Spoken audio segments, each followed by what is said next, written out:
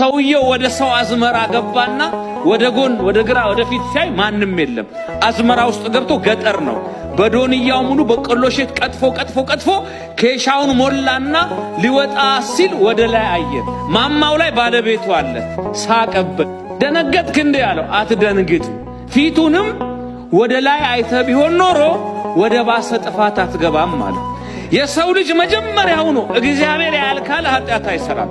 ለምሳሌ በኦሪት ዘፍጥረት ስናነብ ከምዕራፍ 37 እስከ ምዕራፍ 45 የዮሴፍ ታሪክ አለ። ዮሴፍ ወደ ግብፅ ተሰደደ። የጲጥፋራ ቤት ውስጥ አገልጋይ ሆኖ ገባ።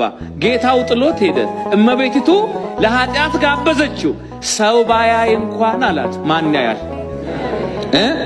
በእግዚአብሔር ፊት እንዴት ኃጢአት አደርጋለሁ እንደምትዩ ጌታው የለም፣ የሚታዘብም ሥጋ ለባሽ ሰው የለም። በህሊናና በእግዚአብሔር ፊት ግን ንጹሕ መሆን አይቻልም። መጀመሪያ ለእግዚአብሔር ለህሊና የታማኝ መሆን እፈልጋለሁ አላት። ሰው መጀመሪያውኑ ኃጢአትን ሰውን ነው እንጂ የሚፈራው እግዚአብሔር አይደለም። እግዚአብሔርን ከፈራ መጀመሪያ የማያደርግም።